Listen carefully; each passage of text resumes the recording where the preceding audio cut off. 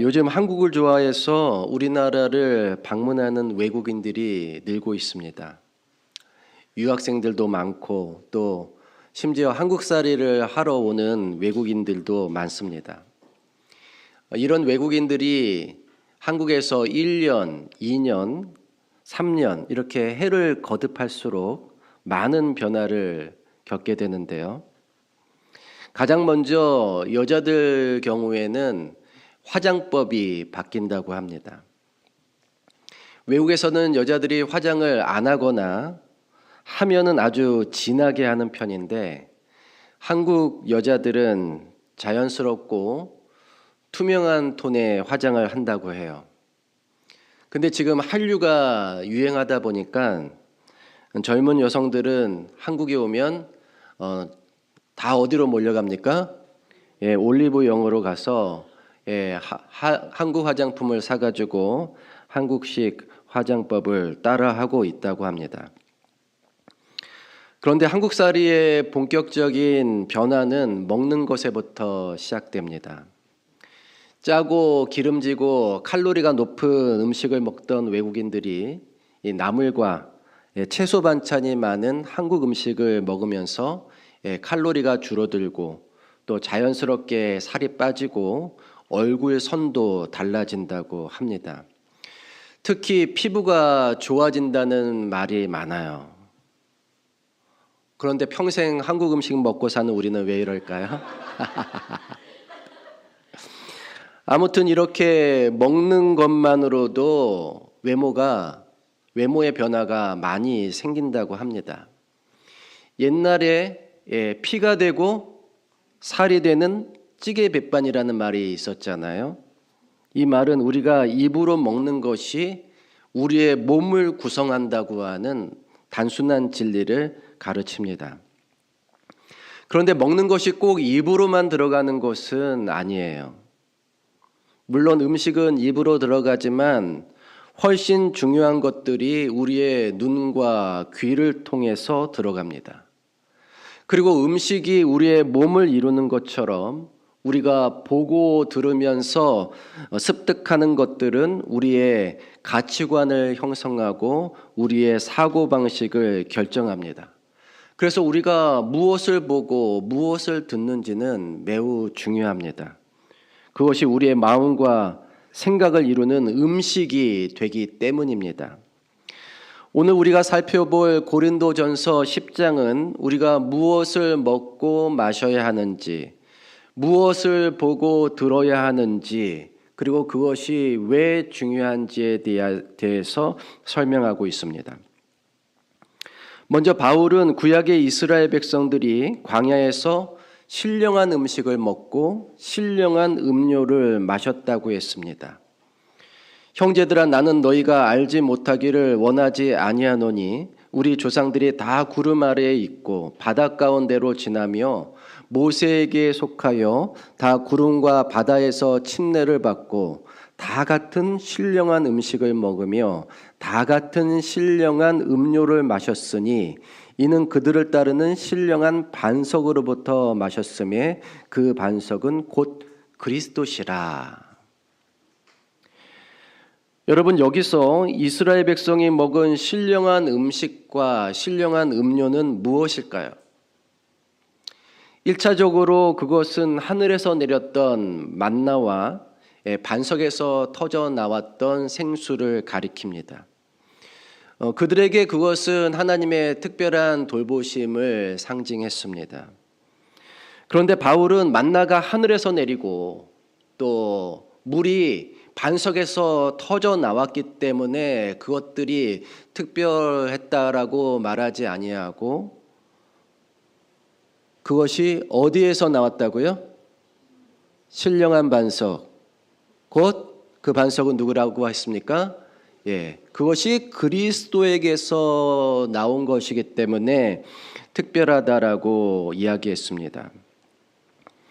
여기서는 생략되었지만 예수께서는 요한복음 6장에서 물고기 2마리와 떡 5개로 5,000명을 먹이시고 나서 자신이 생명의 떡이라고 이렇게 말씀하셨잖아요. 즉 이스라엘 백성은 그들이 먹고 마셨던 이 음식과 음료를 물질적인 것 이상의 의미, 즉 영적인 것으로 이해할 수 있어야 했습니다. 그래서 바울은 그것의 영적인 의미를 성만찬과도 연결을 시켰어요. 우리가 축복하는 바 축복의 자는 그리스도의 피에 참여함이 아니며 우리가 떼는 떡은 그리스도의 몸에 참여함이 아니냐.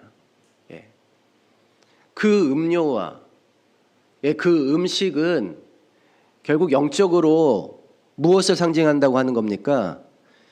그리스도에게서 나왔던, 그렇죠? 그분의 피와 살을 의미하는 것이라고 얘기한 것입니다.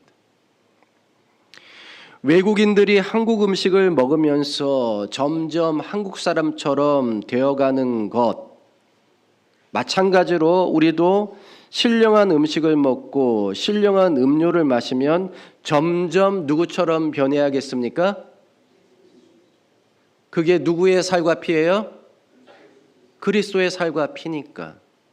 그것을 섭취하면 그것이 우리의 몸을 구성하는, 또 우리의 마음을 구성하는 양식이 된다고 하는 것입니다. 그렇다면 우리가 먹어야 할 진짜 음식과 진짜 음료는 무엇인가? 진짜 신령한 음식, 진짜 신령한 음료는 무엇인가? 그것은 다름 아닌 하나님의 말씀과 성령의 임재입니다.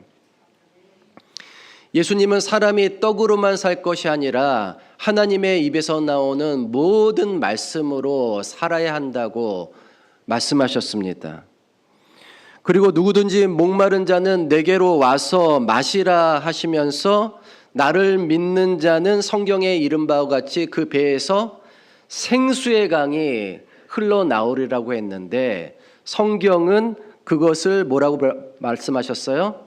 믿는 자가 받을 성령이라고 그렇게 설명했습니다. 즉 우리가 먹고 마셔야 할 그 신령한 음식과 신령한 음료는 그리스도의 살과 피를 상징하는데 결국 실제적으로 우리에게 그것이 무엇이냐? 그것은 하나님의 말씀과 뭐라는 거예요? 성령이라는 겁니다. 그래서 우리가 날마다 하나님의 말씀을 묵상하고 날마다 기도로서 성령 충만과 그분의 인도하심을 구해야 하는 것입니다. 여러분, 우리가 날마다 하는 것이 내가 제일 중요하게 생각하는 것들입니다.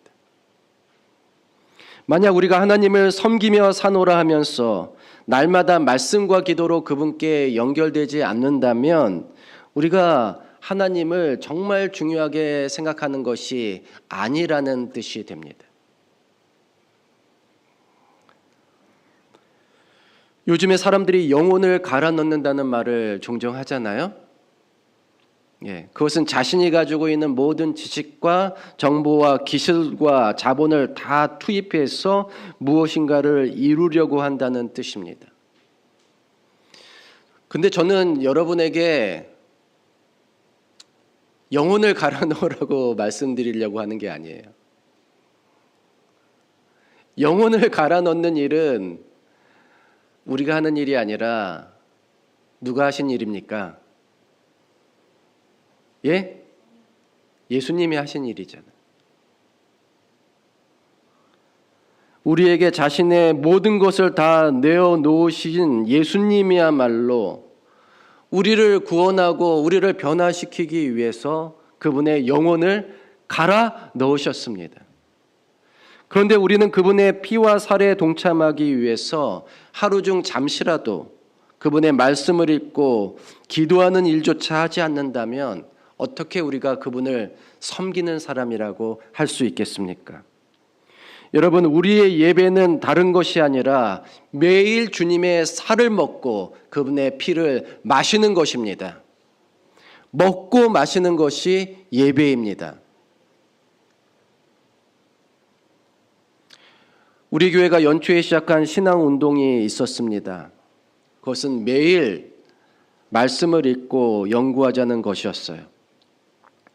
지금도 오늘도 꾸준히 하고 있는 분들이 있습니다만 중도에 포기하신 분들도 많이 있어요. 여러분 이제 올해가 한 달 그리고 한 일주일 정도 남았습니다. 중도에 포기하셨던 분들은 다시 시작하시기를 바랍니다. 우리가 무엇을 먹고 무엇을 마시는지가 우리의 삶을 결정합니다.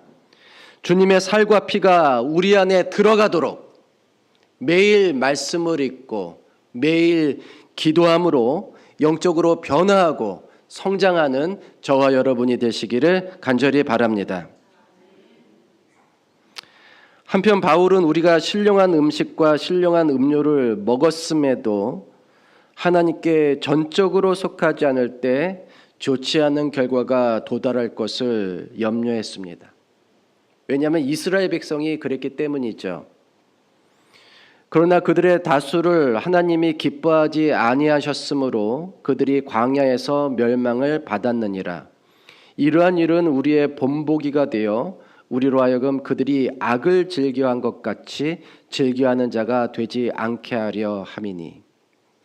아니 여러분 신령한 음식을 먹고 신령한 음료를 마셨는데 왜 하나님에게서 멀어져서 악을 행하는 사람들이 되었을까요? 역시 먹고 마시는 것이 문제가 되었습니다. 다음 절을 보면 이런 말씀이 있습니다.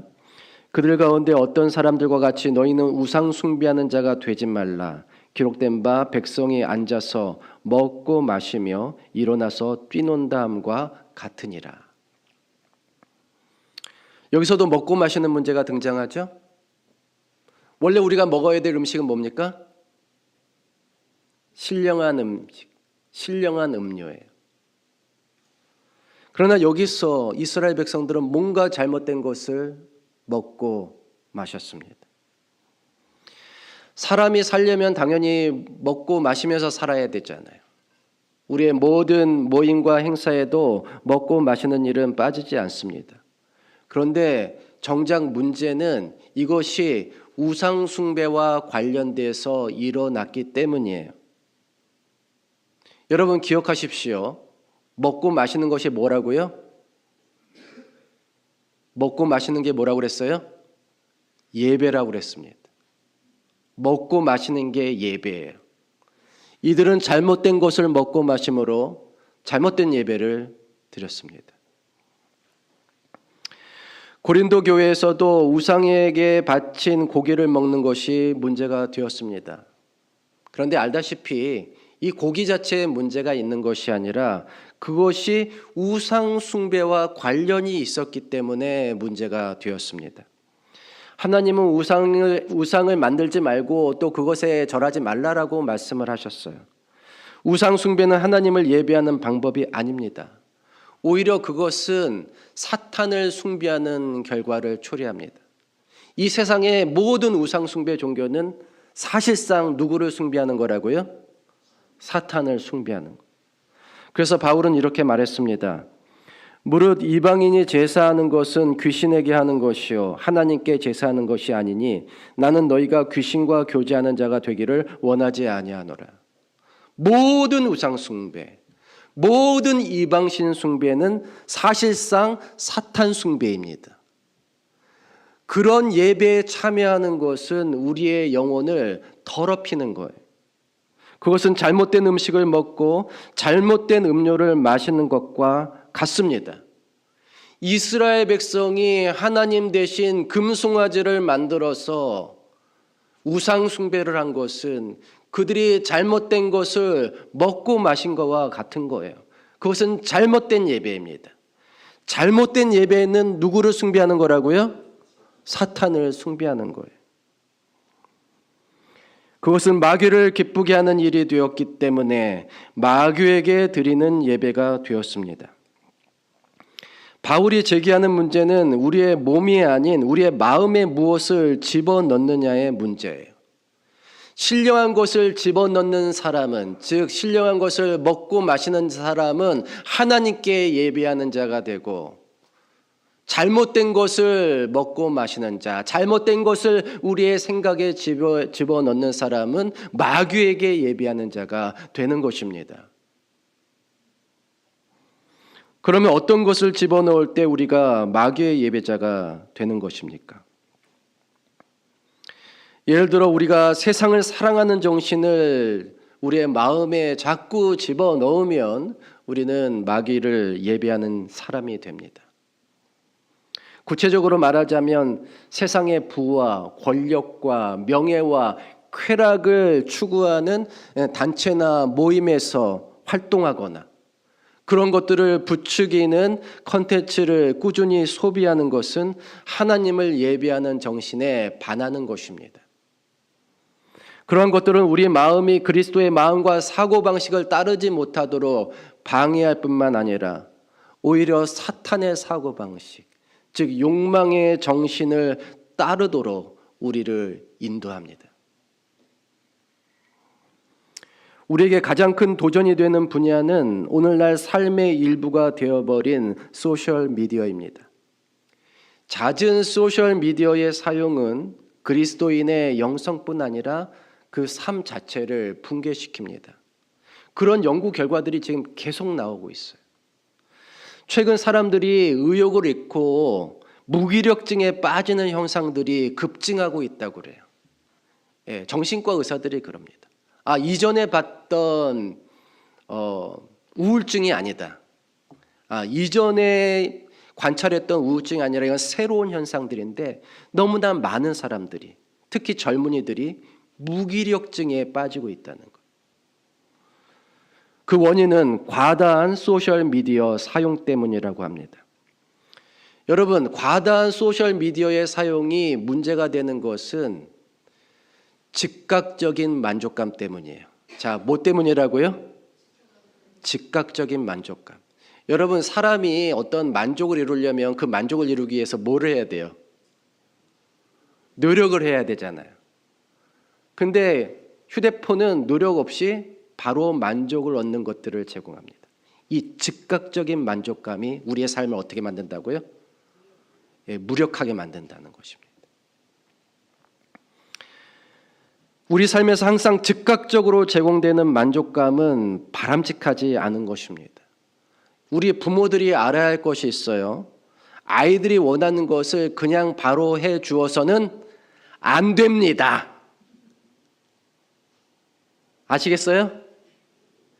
아이들이 원하는 것을 바로 해주자 말자. 해주면 안 돼요.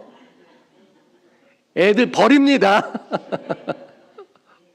즉각적인 만족은 좋은 게 아니에요. 그것은 자녀들로 하여금 인내하고 집중하고 노력하는 태도를 쓸모없게 만들어요. 필요 없다고 생각하게 하는 것입니다. 즉각적인 만족감에 익숙해진 청소년들은 목표를 가지고 무엇인가를 이루려는 생각 자체를 못하게 돼요. 그럼 나중에 사회생활도 못하게 됩니다. 적응할 수가 없어요. 노력해서 이루어야 하는 작은 일조차 감당하지 못하게 됩니다. 만약 우리에게 이런 비슷한 증세가 있다면 우리는 그것으로부터 탈출해야 돼요. 또한 소셜미디어의 컨텐츠들은 우리 신앙 양심에 거리끼는 것들이 많기 때문에 주의해야 합니다. 우리는 세상의 문화를 접할 때 적어도 신앙 양심에 거리끼지 않는 것들을 가려서 선택해야 합니다. 그리스도의 정신에 반하는 것은 또 거부할 수 있어야 돼요. 여러분, 우리 모두가 음식을 가려 먹고 절제하는 것처럼 문화를 통해서 주입되는 여러 사상과 사고방식도 선별해서 취사 선택해야 하고, 또 그것이 좋은 내용일지라도 뭐 할 수 있어야 돼요? 절제할 수 있어야 합니다. 적당히 해야 돼요. 그래야 우리가 마귀의 예배자가 되지 않는 것입니다. 여러분, 마귀의 예배자가 되지 않기 위해서 무엇을 조심해야 되는지 이제 아시겠죠? 자, 이것만 이제 우리가 조심하면 되는 거죠? 아닙니까? 여러분, 실상 성경은 우리에게 더 위험한 것들이 있다고 경고합니다.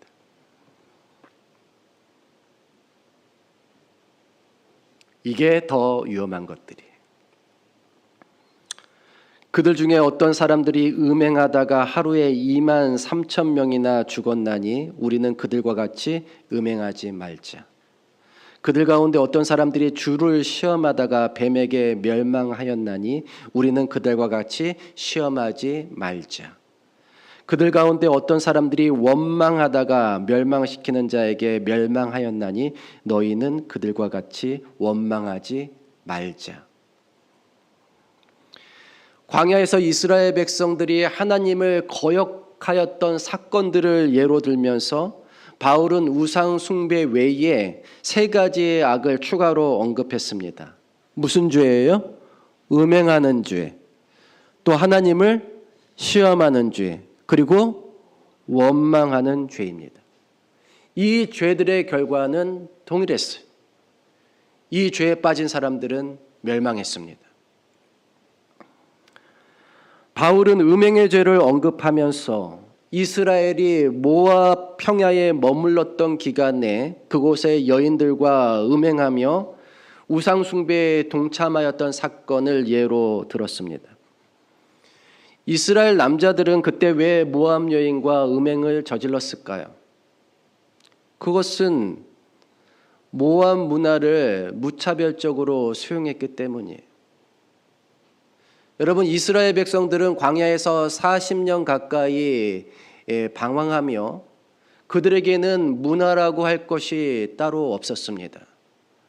그러나 모압 사람들은 그들의 땅에서 오랫동안 그들의 종교와 문화를 발전시켰어요. 그래서 이스라엘 백성 눈에는 모압 사회의 문화가 매우 화려하고 또 매혹적으로 보였습니다.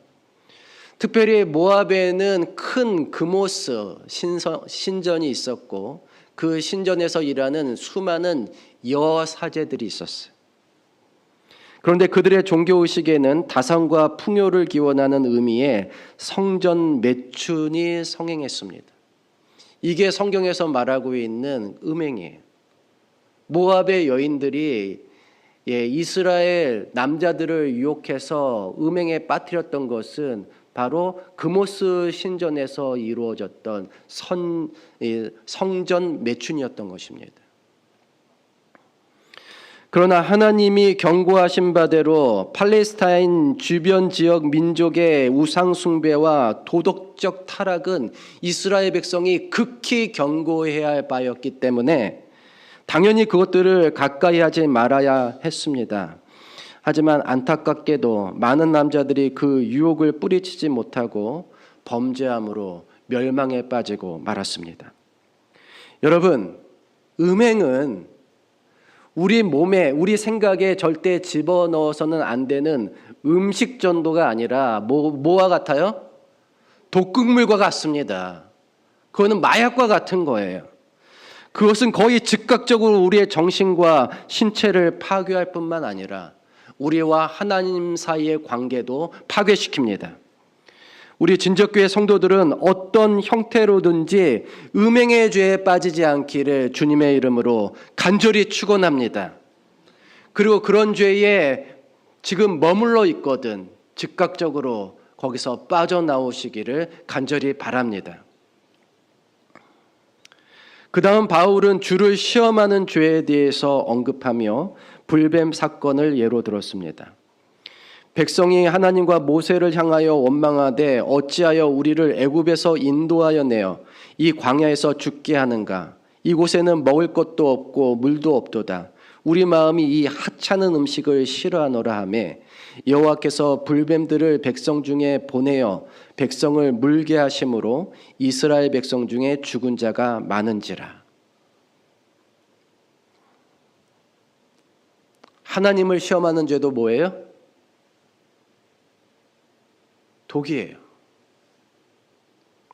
하나님을 시험한다고 하는 것은 그분의 선하심과 인도하심을 불신하고 불순종하는 태도를 말합니다. 더 구체적으로 말하자면 하나님의 계획을 거부하고 자신의 계획, 자신의 생각, 자신의 뜻을 강요하는 태도예요. 누구에게 그걸 강요한다고요? 하나님에게 강요하는 태도. 이 하찮은 음식을 우리가 싫어한다. 우리가 좋아하는 음식 내놔라. 그거예요. 지금 우리를 잘못 인도하고 있다. 누구에게 지금 주장하는 겁니까? 하나님에게 그렇게 주장하는 것. 이게 하나님을 시험하는 죄입니다. 하나님이 하시는 일이 어리석어 보이고 자신의 생각이 훨씬 지혜롭게 보이면 우리는 하나님을 시험하는 죄에 빠져 있는 것입니다. 또한 내 뜻을 이루어주면 그때 신뢰하겠다는 식의 조건부 신앙 역시 하나님을 시험하는 거짓 신앙이에요. 여러분, 하나님은 우리가 순종해야 할 대상이지 시험해야 할 대상이 아닙니다.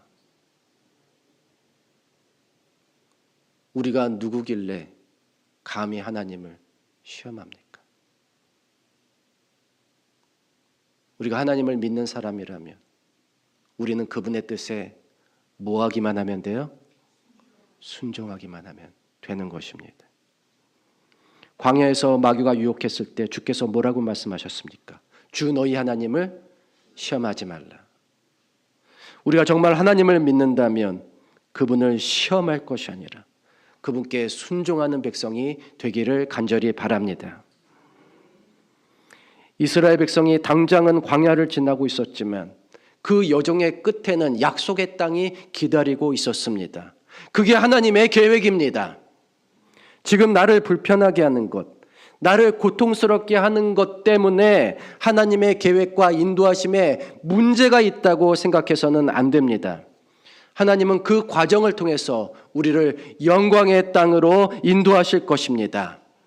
하나님의 계획에는 실패가 없습니다. 믿으십니까?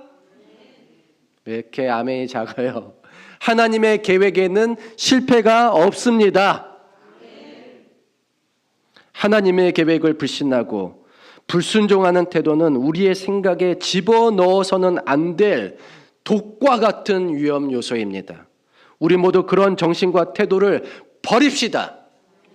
대신 그분의 계획과 인도하심에 순종함으로 하나님을 시험하는 죄에 빠지지 않는 저와 여러분이 되시기를 간절히 바랍니다. 마지막으로 바울은 원망하는 죄에 대해서 언급했습니다. 이스라엘 백성이 원망했던 사례들이 너무나 많기 때문에 따로 예를 들지는 않았어요. 그러나 굳이 예를 한 가지 꼽자면 아마 고라의 사건을 들 수 있었을 것입니다. 고라는 사람들을 모아서 하나님이 세우신 지도자에게 반기를 들었고 그 결과 하나님의 심판을 받아 멸망하고 말았습니다.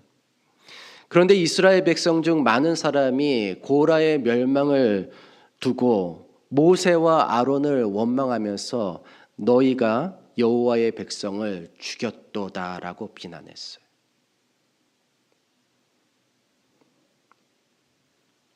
그때 이스라엘 백성 가운데 전염병이 발생해서 사람들이 죽기 시작했는데 아론이 향로에 제단의 불을 담아가지고 향을 피워서 회중 가운데로 달려가 전염병으로 죽는 사람과 아직 죽지 않는 사람 사이에 섰을 때 비로소 전염병이 멈췄습니다.